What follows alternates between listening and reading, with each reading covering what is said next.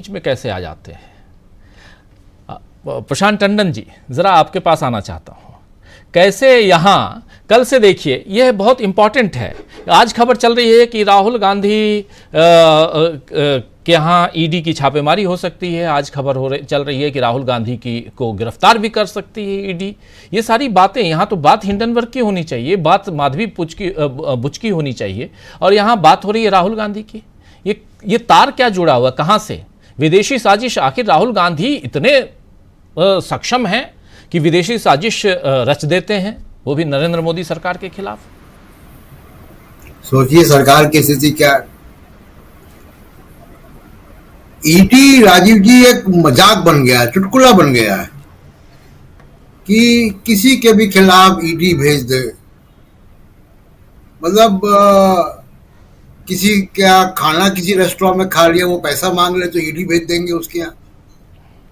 तो ईडी जो है वो एक मजाक का विषय बन गया है, और दिन भर आज मीडिया में भी, सोशल मीडिया में भी ईडी मजाक ही बनता रहा कि राहुल गांधी पे ईडी।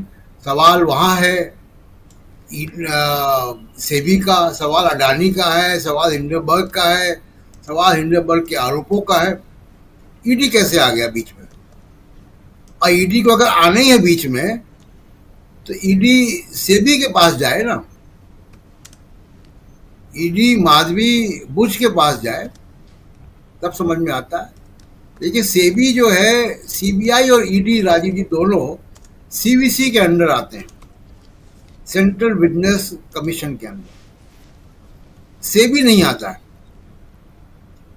तो इसलिए सेबी क्यों नहीं आता है? क्योंकि सेबी के बोर्ड में 3 लोग, यानी 2 वित्त मंत्रालयों के लोग सरकार के और एक रिजर्व बैंक ऑफ इंडिया का, ये 3 लोग सरकार के नुमाइंदे वहां बैठे हुए हैं सेबी के बोर्ड में।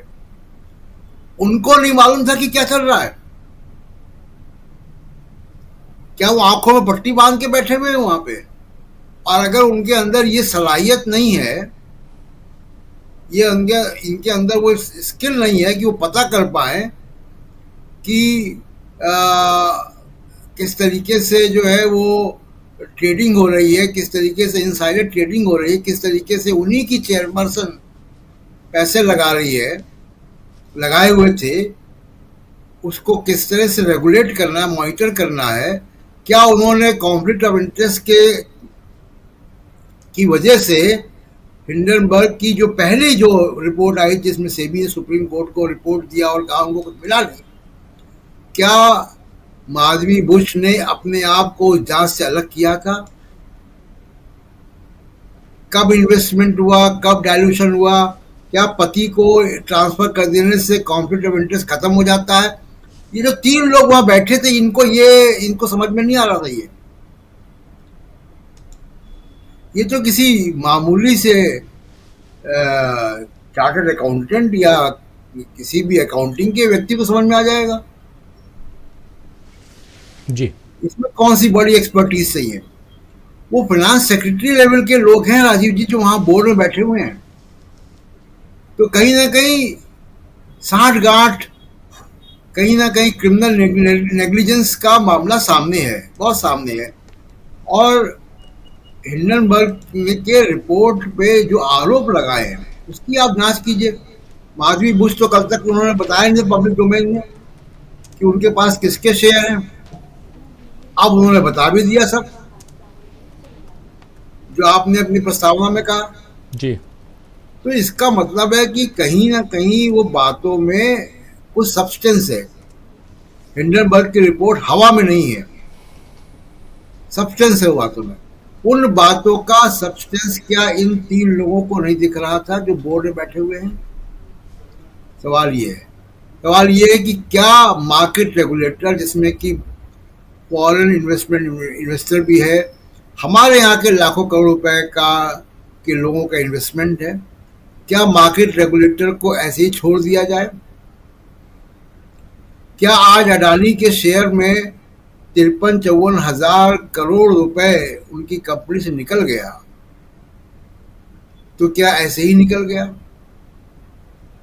तमाम सारी बातें हैं वो उस तरफ इशारा कर रही कहीं कुछ बड़ा घोटाला है जिसको छुपाया जा रहा है, ये स्कैम है जिसको छुपाया जा रहा है। और जैसे मैंने कल कहा था कि अब सुप्रीम कोर्ट को इसमें स्वतः संज्ञान ले लेना चाहिए था मीडिया की रिपोर्ट के आधार पर, कि क्या सुप्रीम कोर्ट की आंख में धूल झोंकी गई, क्या सुप्रीम कोर्ट को पूरा सच नहीं बताया गया, क्या सुप्रीम कोर्ट जिसने ये कहा था अपने जजमेंट में पहले कि अगर मेरिट होगी तो हम जांच के आदेश भी दे सकते हैं, जी तो क्या अब मेरिट है जांच के आदेश के लिए, इंडिपेंडेंट जांच के आदेश के लिए? ये सब बातें अब सुप्रीम कोर्ट के सामने भी हैं।